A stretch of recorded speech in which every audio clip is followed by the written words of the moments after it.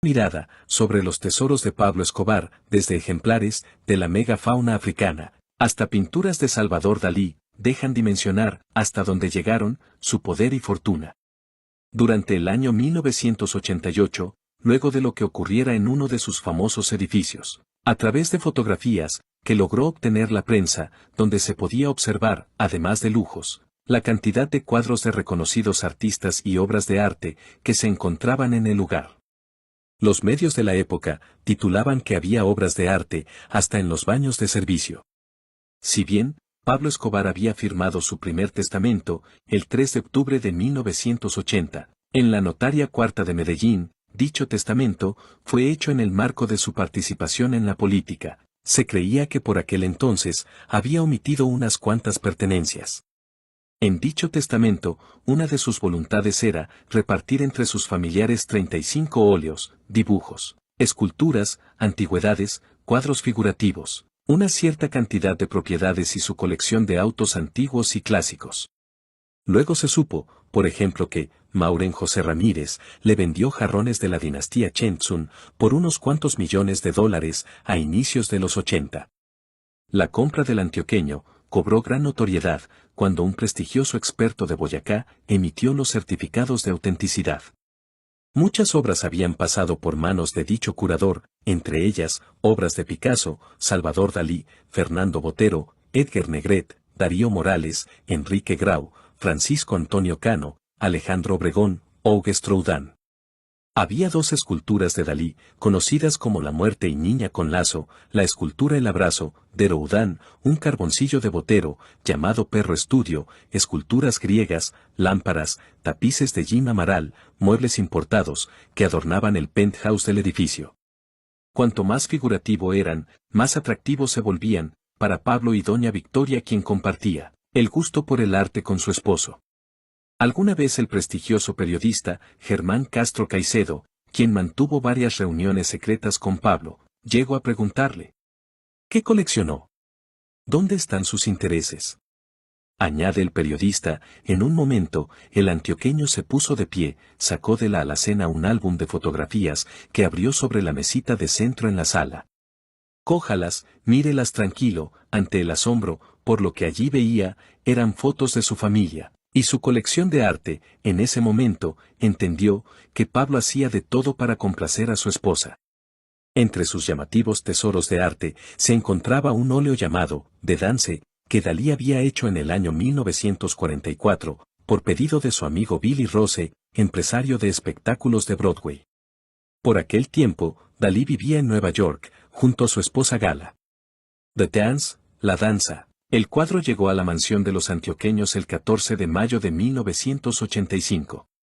Una semana atrás, Sotheby's Nueva York, lo había subastado en $500,000. Su intermediario, Edgar Fernando Blanco, fue el encargado de llevar la obra hasta Medellín. Tiempo después, el óleo aparece en un lote de subasta de Christie's y lo adquiere un coleccionista japonés. En la sede londinense, a finales del año 1994, se vendió a Teiso Morohashi. Alguna vez, doña Victoria, a modo de relato nostálgico, hizo algunas revelaciones de cómo se gestionaron encargos especiales desde Nueva York o París, aunque prefiere guardar silencio. Dijo: no menciono sus nombres por respeto porque son personas honorables, pero lo cierto es que con algunos de ellos hubo un genuino deseo de aprender más sobre arte. Sus verdades más profundas no están en lo que dice, están en lo que calla. Según la revista Forbes, Pablo poseía solo en arte alrededor de $1.500 millones. La majestuosa hacienda Nápoles, a orillas del río Magdalena, contaba con 27 lagos artificiales, 3 zoológicos, un parque jurásico con réplicas de dinosaurios a escala real e incluso la pista de motocross más grande de América Latina. En esta hacienda también se podían encontrar 2 helipuertos, una pista de aterrizaje de 1 kilómetro de largo, un taller mecánico y su propia gasolinera. Un total de 3.000 hectáreas, donde comenzó a plantar centenares de árboles, construyó lagos, llenó el valle del río con miles de conejos comprados en Córdoba, traídos hasta la hacienda en sus helicópteros. La relación de Escobar con la naturaleza era bien distinta a todo, pues contrató ecólogos, veterinarios, científicos especialistas, con el fin de crear la biodiversidad donde los animales pudieran convivir. Él mismo, durante muchos meses, dirigió la tarea de poblar su tierra con canguros de Australia, dromedarios del Sáhara, elefantes de la India, jirafas e hipopótamos del África, búfalos de las praderas de Estados Unidos, vacas de las tierras altas de Escocia, llamas y vicuñas del Perú, avestruces, camellos, guacamayas azules de Brasil, flamencos, cebras. Los caballos corrían libres por el campo verde. Los animales alcanzaron a ser más de 200. Cuando el Instituto Colombiano Agropecuario se los decomisaba, por no tener licencia sanitaria, Pablo enviaba a un amigo a los remates. Allí los compraba de nuevo y los llevaba de regreso a la finca en menos de una semana. La imponente hacienda Nápoles era visitada por las personas que así lo quisieran. En determinados días de manera gratuita, podían tener visitas guiadas por el zoológico privado de Pablo. El lujo y glamour que poseía dicho lugar era impresionante. Desde camperos 4x4 para trasladarse con facilidad por la zona, motos de agua para recorrer el río, embarcaciones, helicópteros, aviones, casas con todas las comodidades que podía ofrecer la época, desde salas de juegos para niños, hasta entretenimiento para adultos. La hacienda Nápoles empleaba unas 1.700 personas de esas regiones, las cuales prestaban distintos servicios en el lugar. Su colección de autos era fabulosa, poseía un sinfín de ellos, como Mercedes-Benz 190 SL Roadster, un 300 SL, un Porsche año 1964, 356, este era pieza central, uno de sus favoritos, pintado de color rojo brillante, solía manejarlo regularmente. Actualmente, se encuentra en la Hacienda Nápoles, como parte de un museo. Un Cadillac año 1928, Town Sedan. Pablo era gran admirador de Al Capone, así que decidió comprarse un coche similar al que éste poseía, un Mercedes año 1972, Pullman, un De Soto año 1946, un Porsche 935, un Porsche 911 RSR, que había usado Emerson Fittipaldi, mítico corredor de autos. También poseía limusinas, una amplia colección de R4, que tenían un gran valor sentimental para él. Un fabuloso Rolls-Royce Phantom, modelo 1925, un Ford, réplica del de Bonnie y Clyde. También tenía sus 4x4, camperos, y una exclusiva colección de motos, entre las que se destacaban varias Harley-Davidson que poseía. También estaba su colección de reloj. Pablo usaba un Rolex Deidate de oro sólido y lleno de diamantes, no se sabe exactamente cuánto pagó por él, pero se cree que pudo haber costado unos $70,000.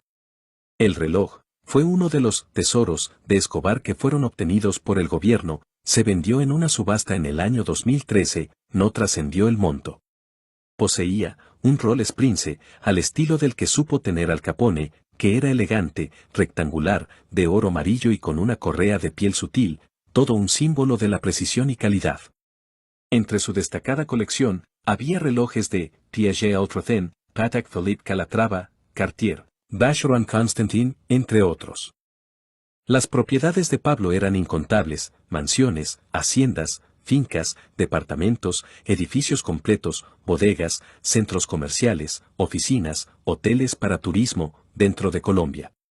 En Miami, se dice que llegó a tener unas 250 propiedades en aquel lugar, a modo de inversión. También poseía una destacada mansión, llamada la Casa Rosada, ubicada en North Bay Road, gasolineras, propiedades en Boston, Los Ángeles, Nueva York, en países como Brasil, España y la Casa Magna, esta propiedad, ubicada en el estado mexicano de Quintana Roo. Quizás entre sus propiedades más conocidas se encontraban Mónaco, La Manuela en el Peñol, el edificio Dallas, ubicado en la carrera 43 con calle 14, Medellín, el edificio OVNI, ubicado en la esquina de la calle 10 con carrera 40, en Medellín, la Casa Azul de Las Palmas, la Nápoles, en Puerto Triunfo, el Bizcocho, el lujoso penthouse, en un edificio por la Avenida Colombia, que incluso tenía pistas de hielo, conocido como La Escarcha. El dato curioso era que aquel sitio estaba situado a escasos 100 metros de la 4ª Brigada del Ejército. Por aquel entonces Pablo solía pasar mucho tiempo en el lugar. También estaba su mansión en el Club Campestre de Medellín, lugar donde residía parte de su familia, y quizás la más recordada, la Casa de los Olivos. Ningún experto en bienes raíces pudo establecer exactamente a ciencia cierta cuál era el valor en propiedades que tuvo Pablo